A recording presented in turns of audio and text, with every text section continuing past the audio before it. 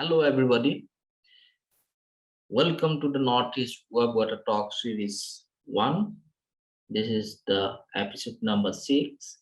Today's, before going to the main sessions, I would like to inform you that one of our colleagues, namely Patit Pavan Setia, whom we lost 16 September 2021, he was from Shivsagar, Assam.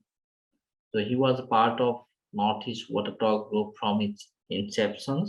So we like to dedicate today's Northeast Water Talk episode number 6 in the name of Let Patit Pavan Setia.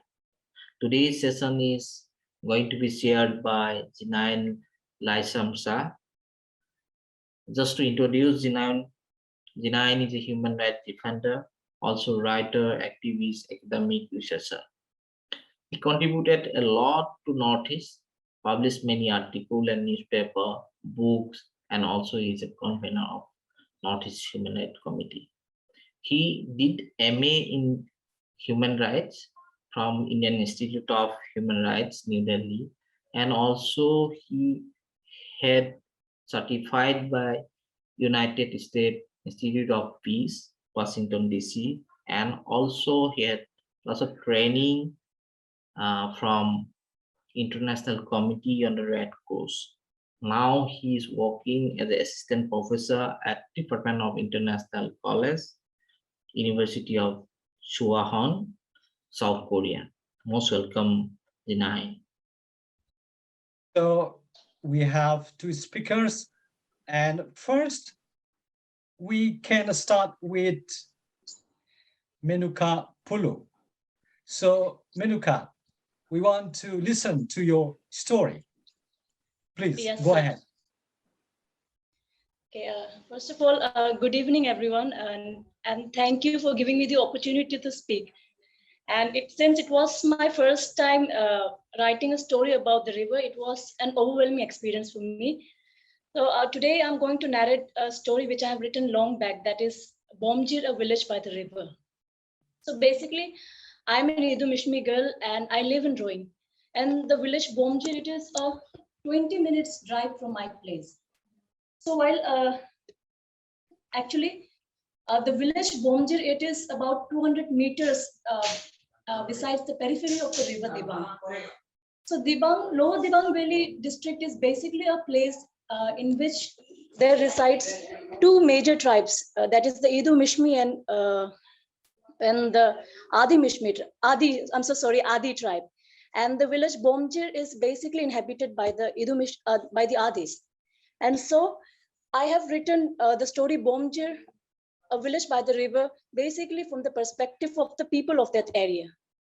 So Bomjir is actually, it is a village which lies at the periphery of Great Dibang, and it is 200 meters above the river bank of the river Dibang. And it comprises of people, the Adi tribe, and Adi tribe, as we know, it is one of the largest tribe of the Arunachal Pradesh. And so even within the Adi tribe, they have two dialects, that is Padam and Milang. Padam, Milang, Minyong.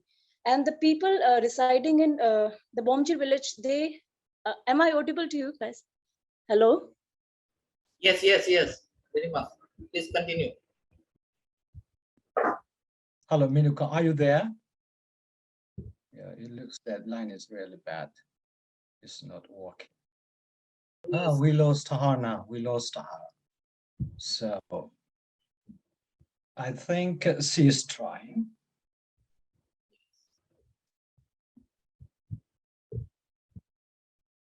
Let us wait for some seconds and then we can start with other discussion, maybe. Yes, we can do that. So yeah, we can wait for about, some moments. If you have a number, why don't you call her and find out if... Yes, I'm trying. Hello, Jenny. Actually, maybe because of connection, it may be happening. Therefore, in the meantime, till he come back, we can also listen to Ram. Is not it? Or how is happening? Yeah, Hello? I think yes. Now we can go to Ram. Yeah, and when So- she come back, then we can listen to her. Maybe some internet connection Yeah, is a I problem. think, yeah, that will be better. So, okay, Ram, please take your time. So this is your turn. And yeah, now let's listen to your story. And your story is about a village. We call it Nong Mai Kong. Okay. Actually, it's interesting that, the chair is sitting in South Korea, and of course, each of us are sitting in, I don't know, wherever they are. I am sitting here in Imphal. This privilege of having Zoom call, Zoom conference.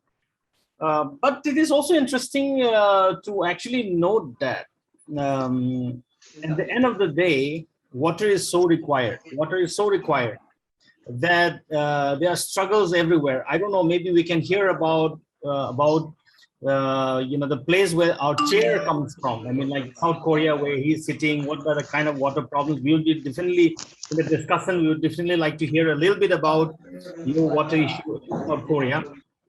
At the end of the day, as I was saying, that water is such an important thing, and there's already problems of water. And we have been listening. Today is the 6th episode. We have, I think, heard about 12, maybe 13, 14 stories till now from the Northeast.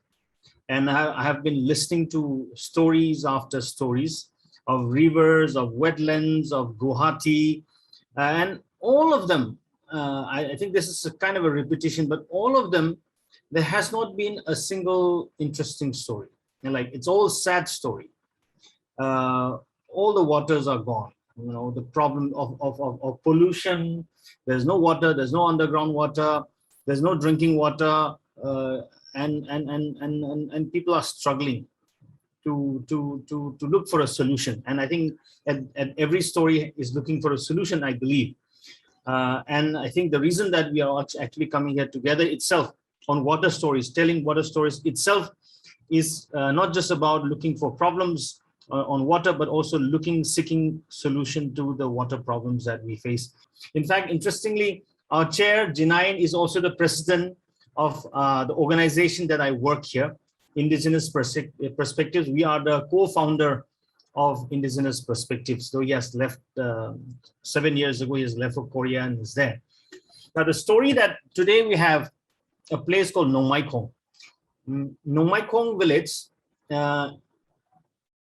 when I talk about Nong Mai Kong village, it is not just a story of Nong Mai Kong village. Nong Mai Kong village is just an example of one of the villages, which is going to tell the same kind of stories for about 22 villages which are living around Phumlen Lake, the Phumlen wetland region, as we call it.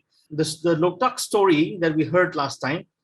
So Loktak is on the right side. On the left side is wetland, this Phumlen Lake. And when we talk about, and this has always been in many platforms, of the impact of Ithai Barrage, the Loktak Hydroelectric project, we always, or rather we only talk about the impact on Loktak and the people of Loktak, but we never talk about on the other side of the river. In fact, when it was conceptualized, at that time in 1970s, when NHPC and the government conceptualized this, it was Brahmaputra board at that time also was part of that process. They conceptualized Loktak as the main reservoir and Phumlen as a secondary reservoir, but it has collapsed. But it's still the impact of Ithai Barrage is felt in the villages around Phumlen wetland. Much of the stories of Loktak, the impact of Loktak, the impact of Ithai Barrage on Loktak will be more or less the same. Inundation of agricultural land, the fishes are not coming because the river have been blocked, a loss of many species of fish, many species of indigenous varieties of aquatic food. So all that similar. The stories are very similar. Loktak story and Pumlen. But today's story, I'm going to focus mainly on the politics of conservation and how people of Pumlen and how people of Nongmai Kong are facing. What are the problems, and particularly the problems of conservation, or rather the models of conservation. This is slightly, that's where some difference comes with Loktak. Different from Loktak. So first, I will not tell very long story, but more on the model itself and how people are facing and how people are organizing themselves to face it. So since 1983, after the dam was commissioned, after the Ithai Barrage was commissioned, the water level is kept high. The same story. So the agricultural cycle, the water cycle has been stopped. So water is kept high. Therefore, this is the cyclical nature of life, the cyclical nature of water, the cyclical nature of everything that revolves around this water system is like stagnant now. It is like it hasn't changed. So therefore, the impact. In fact, one of the things that I was trying to reflect on the other stories also, and in fact, in our own lives also, is that water is cyclical in itself, because water comes during the rainy season. If we're talking about two broad category of season, then one is the wet season, at least what we understand in the Northeast. One is a very dry kind of, there's no rain. So the cyclical nature of the life, in Loktak, we call it the cycle of life and death. When the water goes down, there's no water. There's very little bit of water in the lake. So it's like the end of the life of one season of the lake.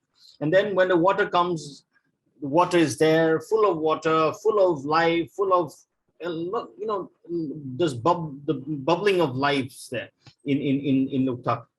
Similarly, it used to be like that in Pumlen, dry season and then water season, monsoon season, and there's life.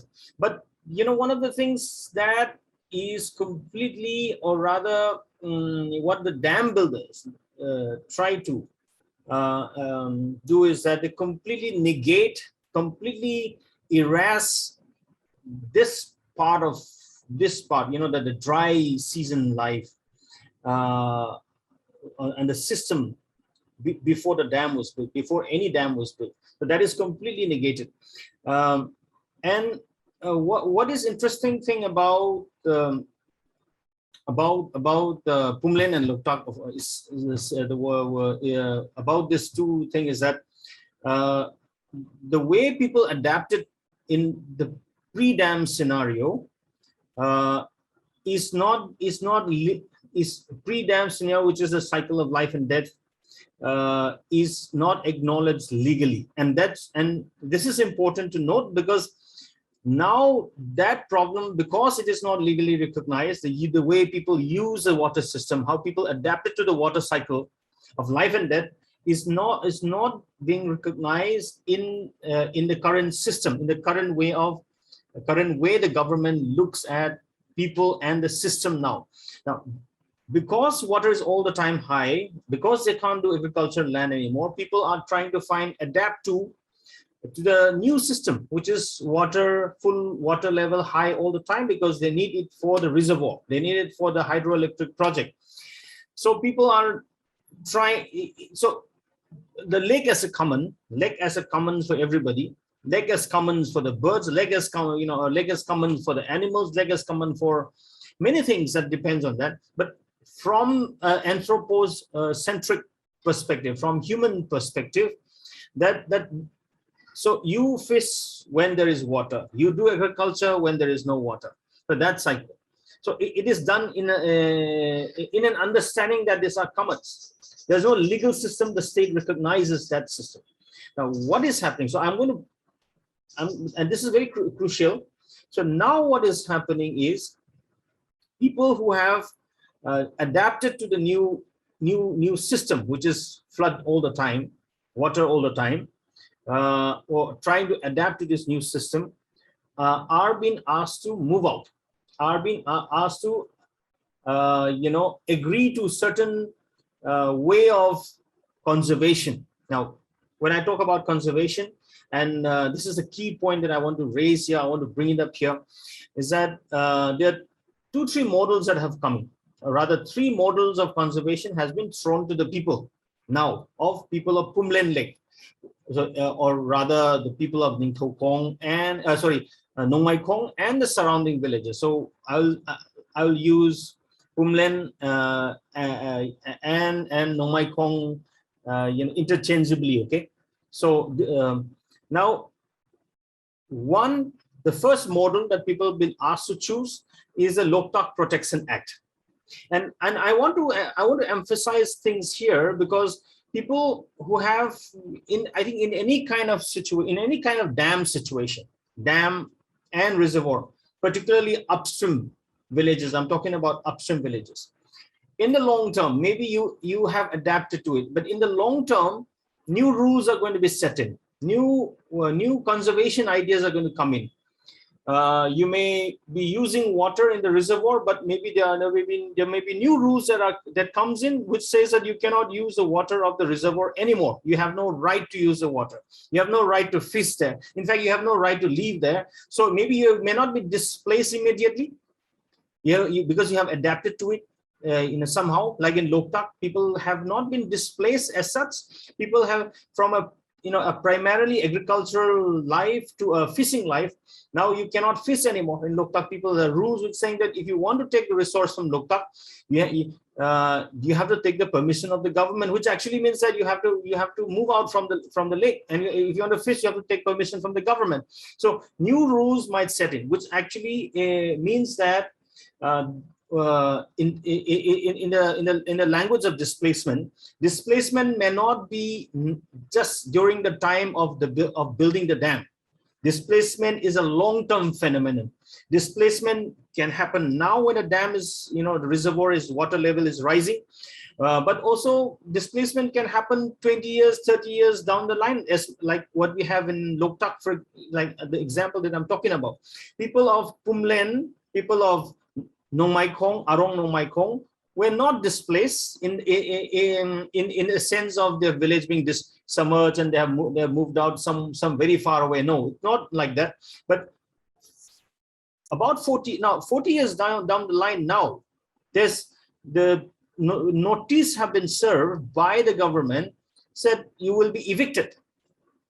They have adapted to the new system, but now they're saying you will be evicted because you have no legal rights to live there, to fish there, to make water, ponds for fishing, depend on an aquatic system that is there. So all that are not going to be allowed. So this comes 40 years down the line. That's why I was saying displacement is not a one-time phenomenon; it's a long-term phenomenon.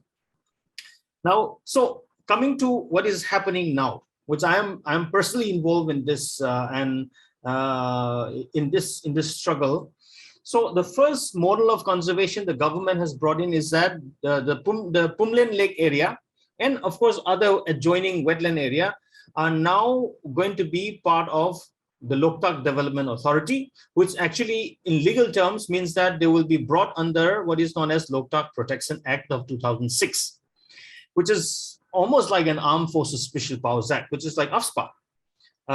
With so much of power to the state, you will have very little access or no access to the water body or the wetland area. So now people saying no, not at all. So there is now people coming together. So I will come to that part of it later. We actually have a very big conference tomorrow. About 22 villages are coming together, and that's just going to be one of the big meeting happening. Now, so that is one model, Loktak Protection Act, and that's a law enacted by the state to conserve lakes. Okay, so that's one. The other is another model has come in. What is known as the National Wetlands Rules of 2017. So 2017, the government, the national government at the center enacted what is known as National Wetlands Rules, which is applicable across not just in Manipur alone, but in where all the wetlands are, in Assam, in Manipur, I'm sure in Arunachal, there. So everywhere, wherever wetlands are there, every state has to come up with what is known as a state wetlands authority. So Manipur State Wetlands Authority has been set up. The new the wetlands rules are to be applied as much as to Loktak, as much to Pumlen area, which also means to Nomaikong village. What does the National Wetlands Rule say? So it has some human component in it, but then this wetland will be protected, conserved, and people will have some traditional rights, and some of those elements are there of what is known as wise use principle, but there will be some curtailment of some of the traditional usage of the wetland area. So I will not go into this rule or act in length, because these are important, which in your own area, if it's coming, you'll have to read those, you have to understand that in order to engage with any problems that you face or people that you work with. So the Loktak Protection Act, now the second is the National Wetlands Rules. It's another conservation model. The other is which is in very interesting thing, which is the extension of the national park, the extension of the Cable Lumzao National Park. So Cable Lumzao National Park is in Loktak. 40 square kilometer of Loktak is been designated as a Cable Lumzao National Park to conserve a particular species of deer, which is called the sangai. I'm sure if you must have heard of sangai. It's a state animal and all that. So to conserve sangai, they have taken that 40 square kilometer from Loktak. There has been people, local people conflict with the national park authorities, as much as you see in Kaziranga and all that. But now they want to extend. So they want to take over Pumlen area as a extension, what is known as the second home of the sangai. They say it's very similar, that this animal can live there. So we're going to keep this animal in Pumlen Lake area, so that in case there are problems with sangai in locable, the animal will survive in this new area, adjoining area rather. So and people like, what the hell are you talking about? We have been here for a long time. So these are different levels of conservation, but this is another conservation model, but this is specifically for animals to be conserved. And this is one of India's toughest conservation model for India, which means that when the core and the buffer zone are being designated in Pumlen area, people will have very little access to. People will not be able to access the areas that, ancestral fishing area, the fishing territory. It's almost like a hunting territory. Like in forests, you have for indigenous people, you have a hunting territory where your boundary is. You decide actually where your boundary is by where you reach your hunting area. Something like that, people where you been fishing for years, generations together, that is not being recognized. Now they are going to bring in these kind of models of conservation, and particularly for the biggest fear, of course, is that when you expand the national park into this region, it becomes so problematic that, I'm talking about more than 22 villages. And particularly 15 villages are going to be affected by this conservation model. Not that people are against the animal per se, but there is a problem with the model. So you have Loktak Protection Act, you have National Wetlands Rules as a conservation model. For wetlands, these are two wetlands conservation models. The other, which is I was talking about, is the national park model of conservation.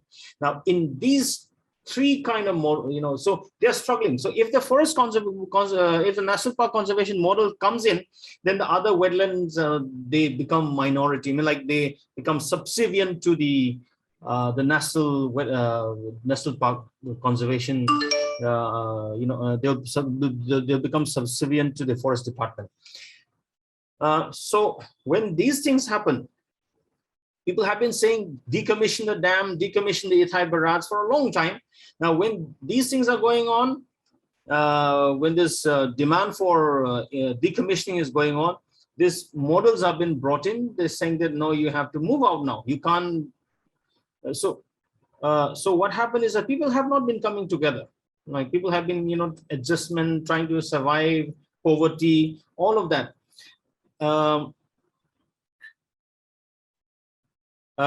So finally, villages have come together, and they have formed a union also. They have formed a fishing union, and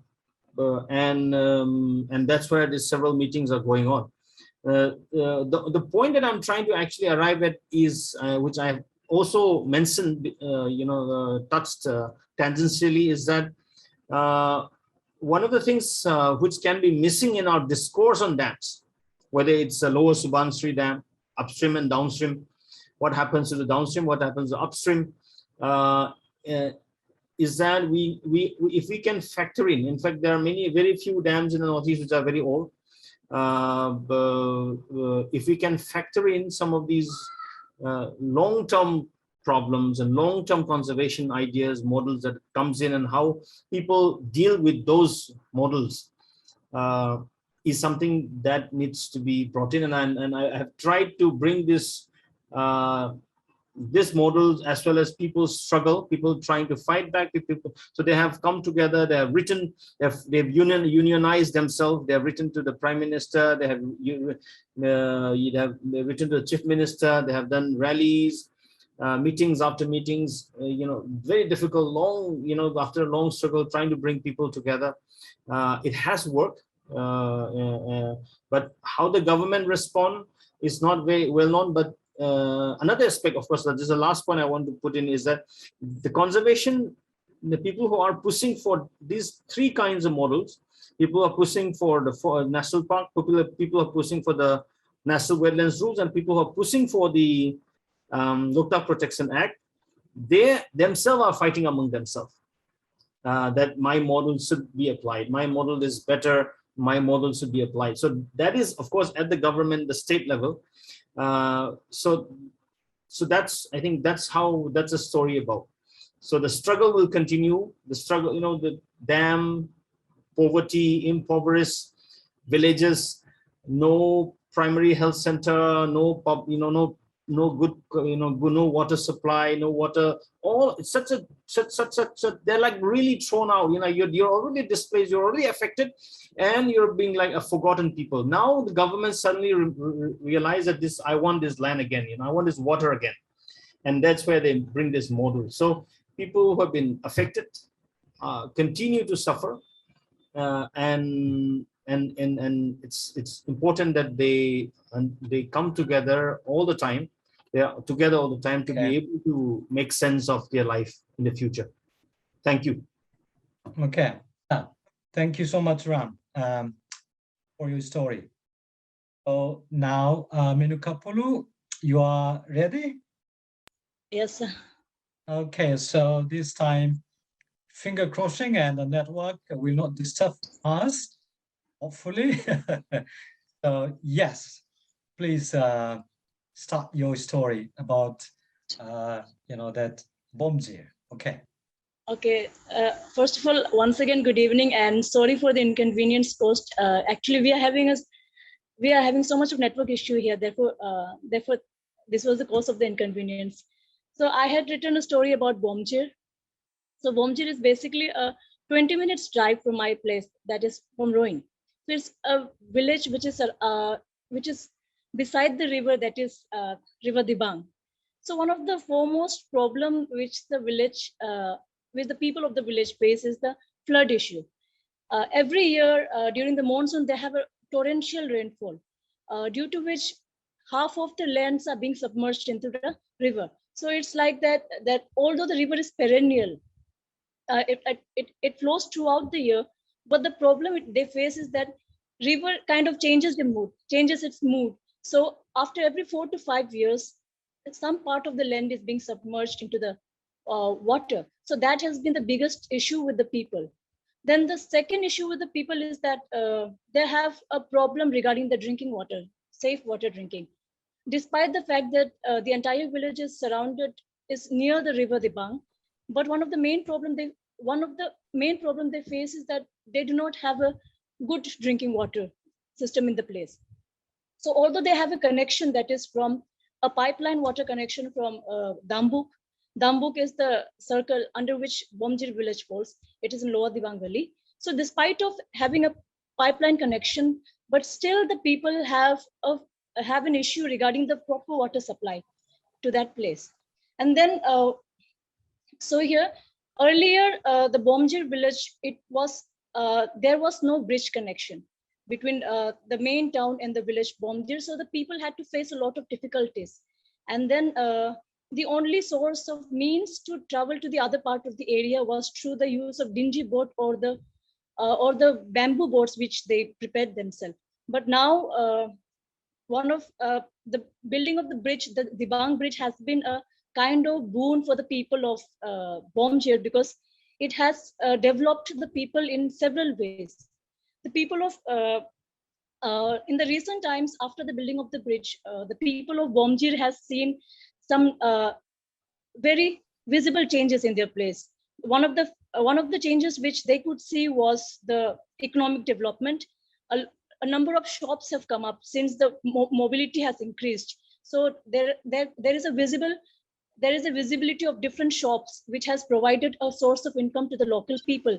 And also, since there is no source of higher education for the students there, it has become much easier after the building of the bridge. It has become much easier for the people to go to the towns for the higher studies. And then also, while speaking to one of the elders of the village, I got to know that after the building of the bridge, the people could sell their local products into the town areas. So building of the bridge has been a kind of boon for the people of Bomjir area. But the main problem regarding the people of Bomjir is that they have concern regarding the torrential rain, which causes the flood. Again, which also in turn leads to days of living without electricity. And also one phase is that they do not get proper water supply in the area.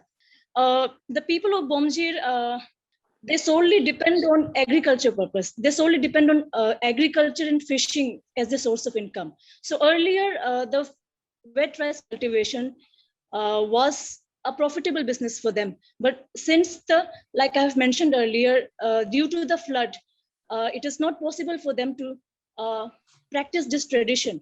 Because while talking to one of the elders of the village, that is Kapong Tayeng, he mentioned that his own 10 hectares of the area of the land, that is which he had used for the wet rice cultivation, had been washed away by the village river. So these are some of the problems which they have been facing. So what do the villagers do? They solely depend on shifting cultivation and fishing as their main source of income. And then as their main source of income. And also the river Bomjir has also helped the village in one aspect, that is the people come for recreation to that places. They come for picnic to that places. So one thing the villagers of Bomjir has tried to do is that in order to keep the river clean and also to earn some benefit from some kind of benefit from the land, they kind of collect taxes from the village and also kind of collect fine from the people, those who come for some recreational purposes.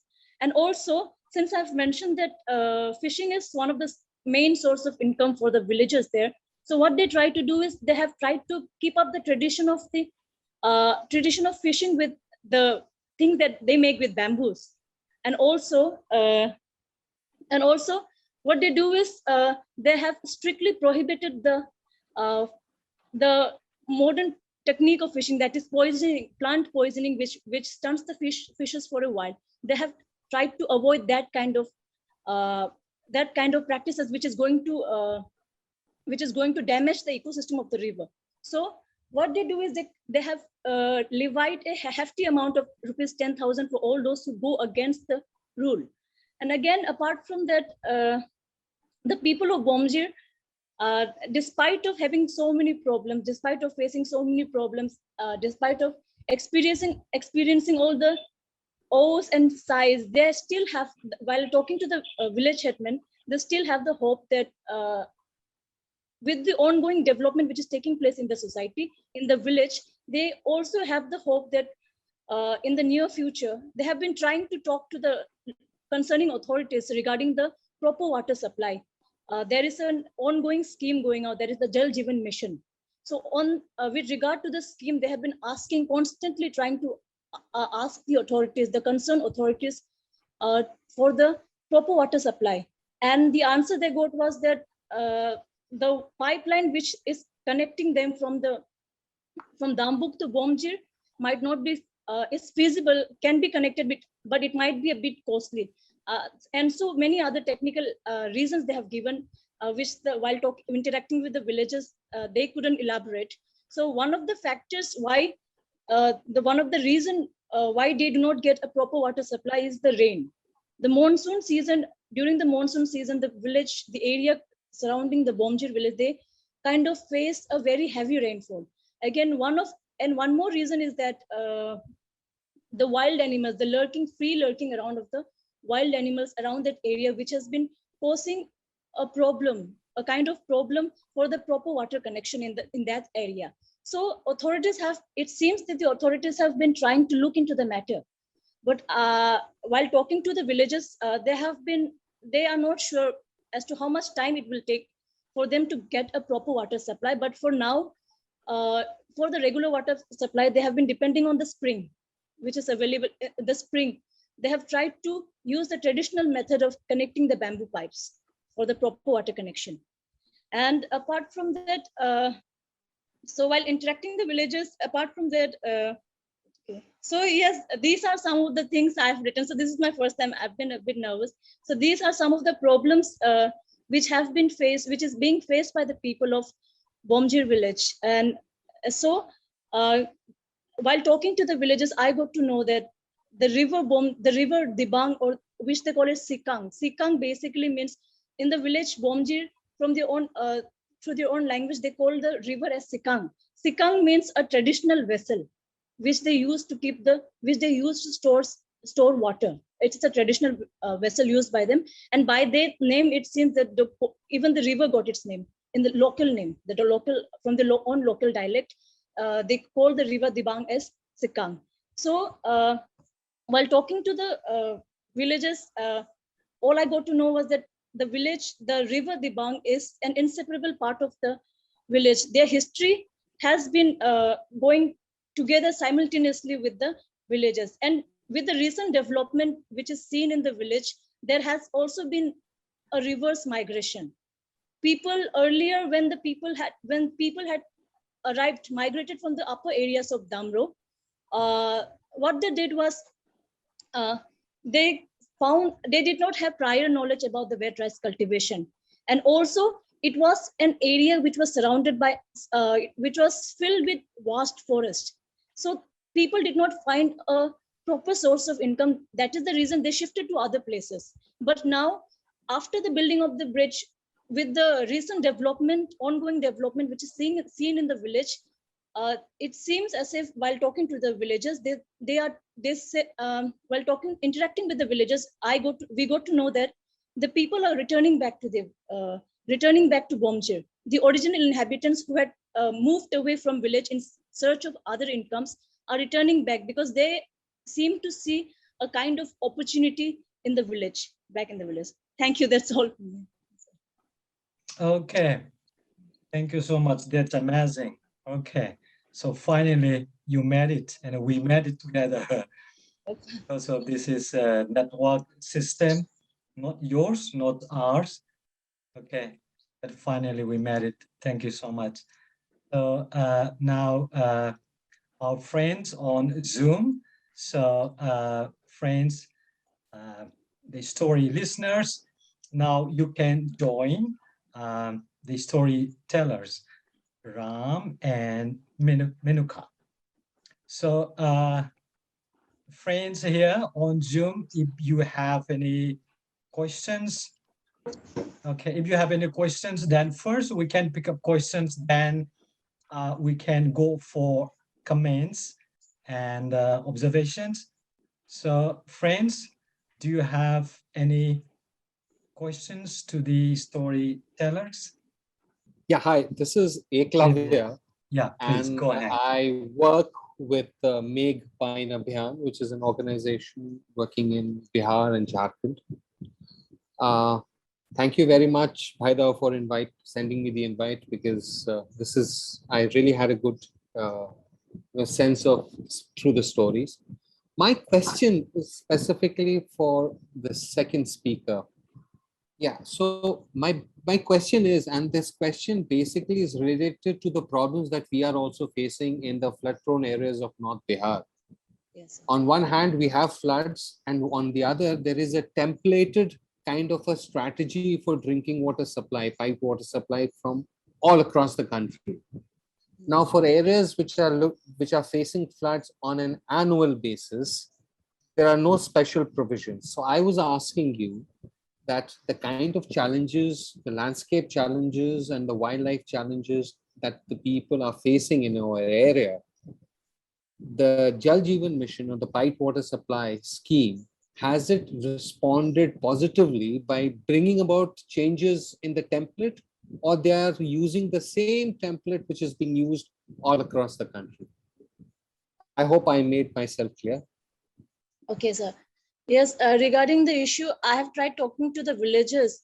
So it seems that the people, the locals, they have constantly tried to put this issue to the concerned people. But the problem is that one of the major problems they face is that the problem of the flood, because the course of the river is unpredictable and it kind of changes its course every time. So it affects the pipeline. So while interacting with the villagers, the answers they gave was that the proper building of the pipeline is going to be very costly. So the villagers had asked for some other alternative, but as of now, they haven't been given any proper answer regarding it. So I think the same old system of that pipeline connecting from Bomjir to Dambuk is still being used by the villagers. And so that is the answer. Thank you very much. Thank you very much. Okay, that's a very good question. Yeah, and the problem is maybe flood is one, but other general problem is that governance in India. So because of the that poor governance, we don't have actual governance, good governance. So that may be second factor, that people in the village, they are not able to get back water. So yeah. Okay, so friends, any one of you, any questions? And yeah, first, please, you put questions if you have any to these storytellers. Hi. Hi. I just wanted to just add on to what Ms. Pulu had talked about regarding this question regarding the JJM, Jal Jeevan Mission. So I'm not actually aware of what the model outside of the region or outside of the state is, and if the same thing is being applied all over the country. But here, from our reporting, whatever we have seen is that we've seen that the Jal Jeevan Mission, what they've been doing out here is that they've been basically training the villagers and the residents of those villages to operate and keep the water supply running and the mission operational themselves. So that's the kind of training that they have given. So I don't know if that's necessarily the same model that's being applied in other places or not. But basically, and so far it seems to be working in terms of at least like households getting the water. But we're still rather new. I mean, it's still early days in the mission, in the project. So I don't know. I just wanted to. I thought I'll just interject and add a bit of detail over there. Yeah. Okay. So then, Yes, friends, any one of you? If I can, Ajing is there. Ajing. Yeah, Ajing. Like she said, yeah, Bomjir is covered all around by water. I have also been to Bomjir many times, but don't they have any traditional techniques to harness water for a proper consumption? I guess the issue raised by Miss Pulu was about the potable water, right? And the Yes. effects of water due to the floods and rains. Like, am I right? Yes, sir. Okay, so people are still depending on the water supply from the PhD department there, right? Yes. Okay. So do they have some traditional techniques before this government and water supply came? And did they used to have that and have they abandoned it? I'm just like I'm So inquiring into the uh, old ways. while talking to the villagers, whatever the story I've written is from the perception of the villagers there. So while having interaction with one of the elders, I think he has been residing in that place. He is one of the oldest resident of the place. So while having an interaction with him, he just gave the information. I asked him regarding the water. So the information which he gave me was that earlier the people depended on the fresh the water directly from the river, but due to the iron contamination and also the contamination of the river from to other aspects, they do not drink the river water, but they depend on the springs. So they have a kind of traditional pipe water connection, that is bamboo pipe water connection. So they still depend upon it.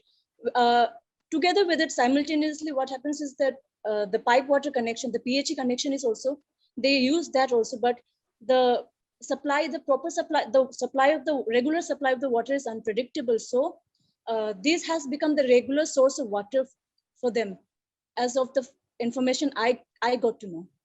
The traditional bamboo pipe, which is being practiced by the tribal people, by the local people there. Okay, thank you. Can I Okay.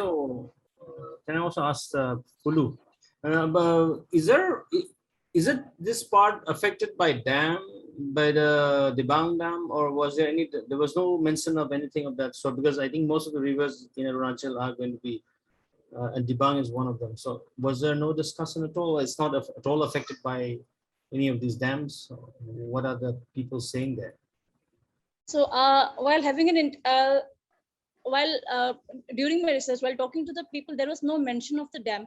So the main problem, the main concern which they faced was the issue of the flood, the heavy rainfall which changed the course of the flood. So main topic, I did not get to discuss about the dam, so I did not write about it in my story. Actually, the thing is that. Yeah, we got it. We understand. Yeah, excuse me. Hello, Ram. Yeah, I would like to add in, Bomjir is very much in the immediate downstream of the Dibang multi-purpose project. We all know about it. Yeah, few kilometers down Roing town. Okay, so and it's just right on the basin, on the banks of Dibang, no? So it will be affected. Let's wait and see how the project comes up and what could be the ramifications. Oh, very interesting. Okay, thank you.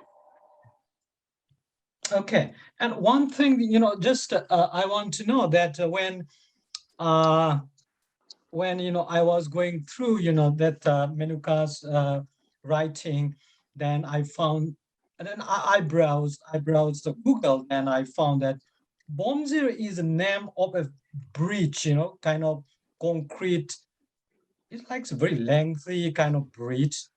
So is a new bridge called Bomzir, same as the name of the village? Oh, the village name is Bomjir, but the bridge, we know it as Dibang Bridge. So it has, we know it as Dibang Bridge, I think. All right. So yeah, friends here on Zoom, any questions? In the meantime, I would like to just That's one small question to Ram.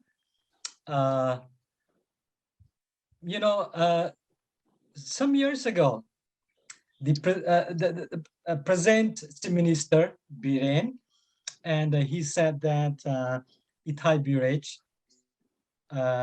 you know, the blockade of the waterway from Loktak, and he just said that that barrage will be removed, then it can save Loktak and it will be good for people living in and around Loktak Lake.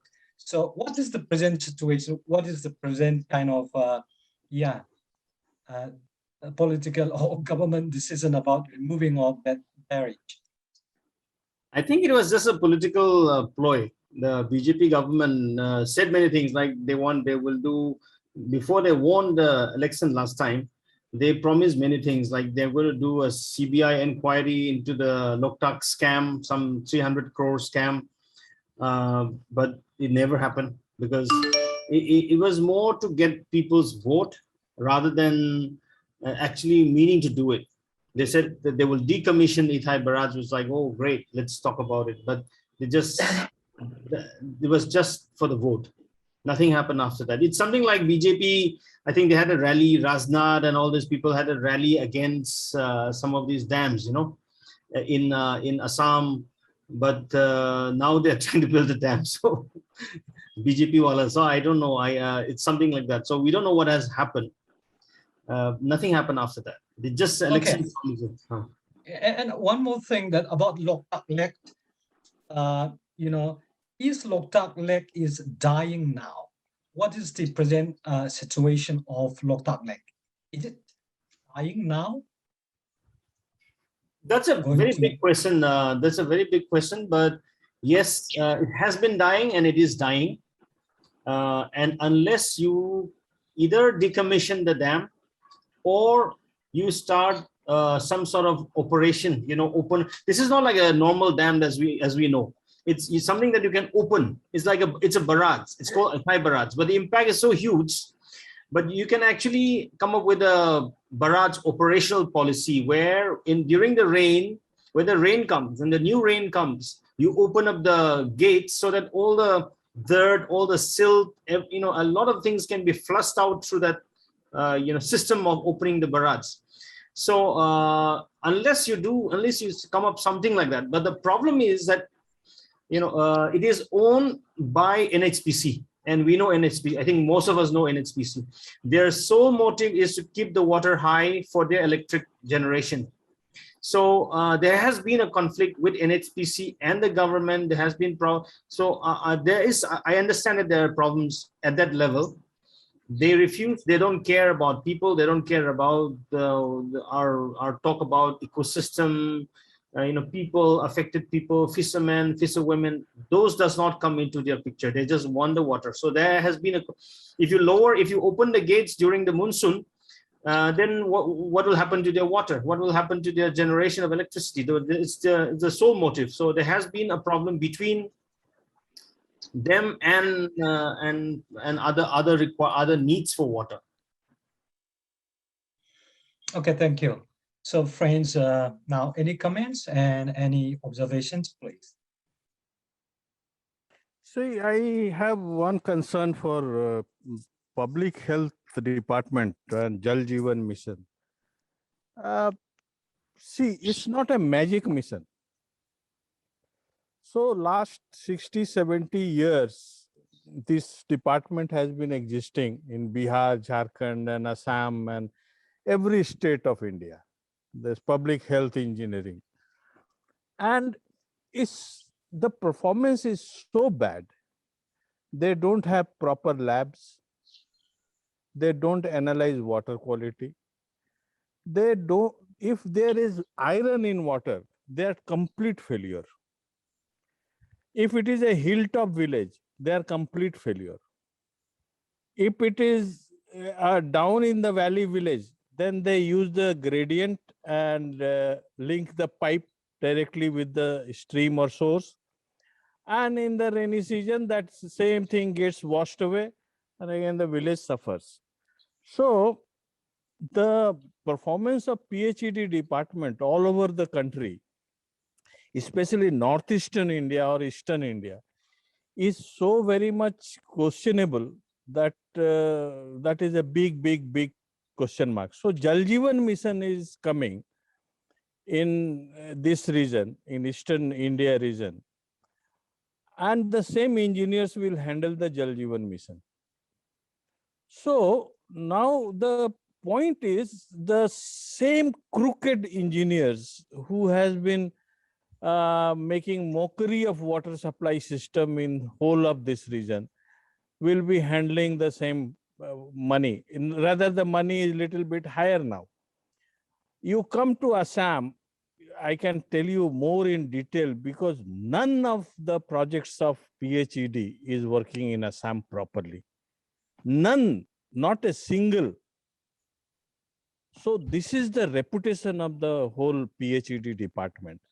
I think we should, as a follow-up, we should especially focus our work on PhD functioning because it's government money, it's a huge money, it's allocated for people, and people are not getting the service. None of the village is getting 24/7 water.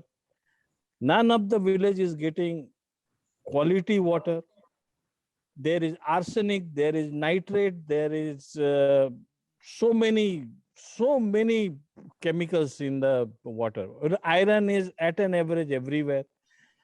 So I am very sad to say that making a big hope from this Department of Public Health Engineering or the Jal Jeevan Mission of Prime Minister is a big dream for the people. So let us not hope much from these projects because the engineers are the same, resources are little bit enhanced, so stealing will be enhanced. So basically, it's very sad situation. So maybe for the follow-up, we should focus on PhD department. Every village of Northeast or Eastern India is suffering because of PhD department's negligence. They still, after 60, 70 years, they don't have a proper lab to test water, leave alone any other things. The quality of water, the handling of water, the sufficiency of water supply, even international standard is 40 liter per head per person in emergency situation. That much of water they can't provide in general situation, leave alone emergency situation. So thanks to this department. I mean, I am totally hopeless about this department. Thank you very much, everybody. But Ravi, can you please tell us how do you follow up on this? Because that's a very important suggestion. But this requires a massive PIL, massive follow-up district-wise, and we have to gather evidences village-wise. Quality of water, handling of water, sufficiency of water, quality of water, and the supply system of water. We have to record everything as a proper survey of every district of Eastern India. Especially our hilltop villages, yeah, they are not getting water. Whole of Mizoram is suffering, hilltop villages. Valley villages, they are getting water only because the source to gradient, lower gradient, the pipe water supply. That too, if there is a high rainfall, that system gets washed away. See, our friends from Arunachal are there, Patin and Dodom. They can also confirm this. Any water supply system is getting washed away during the rainy season. So they take months together to get repair and bring the system into place again. So very sad. And quality, forget about the quality. So only answer is everybody that we have to do homework, district-wise survey and filing hundreds of PIL from every district, every block. We have to put our effort for organizing users and making petitions to the court directly. That is the only answer. I don't think Other than the last 60, 70 years, I've been working here 30 years. We've been shouting about this. Nothing happened. My own village is not having water. So this is the situation of PHED. So I don't know. Everybody can tell their bit of a story. Even informal people are buying water. So the minimum standard of water is not provided to people. So it is very, very sad situation, and it really requires attention. Thank you. Okay, so Ravi, thank you for your concern. And I think this is not specifically from a kind of, single department. This is kind of correlated, like, there are many government departments, like, a forest department, because deforestation is a huge and a crucial happening. So, and overall, the overall thing is, that there is no governance. There is no governance, and this is complete failure of those related and concerned departments altogether, I think. Anyway, thank you so much for your concern. Yeah, in Korea, like 50 or 60 years ago here in Korea, they had a lot of issues and challenges, but I don't know. In such a short period of time in Korea, they established a good governance, and there is zero corruption kind of government there. Yeah, there are issues of the corruption and but the situation is very different, and they have very little amount of those issues like corruption. So in Korea, I appreciate their water supply system. It's a kind of amazing, perfect, better than Europe, and one is in a public transport system in Korea. So anyway, water. So like those small rivers that like some years ago, those rivers were very dirty, like nalas, but this time, pristine blue water, surrounded and lined by the green grasses and the trees. So I think governance is very, very crucial here to save Mother Nature and to give welfare to the people. So I think governance is a kind of word that coming to my mind. Yeah, that is my kind of words from my heart. So then I think we can end here. If my friends, you don't have any comments and observations and questions. All right, so yeah, and huge thank you to the two speakers, storytellers, Menuka Pulu and Ramon Kirakam. And yes, we appreciate your stories that showing concern about the Mother Nature, the water. And I love, the title, like, water stories or water talk, water stories, that is all about Mother Nature. But at the same time, this is kind of 50-50 thing. Half is human beings, about human beings, and half is Mother Nature. But if possible, I would like to give more focus on Mother Nature, the actual water, because human beings are doing a lot of horrible things to the Mother Nature. We are destroying, we are polluting, we are poisoning water,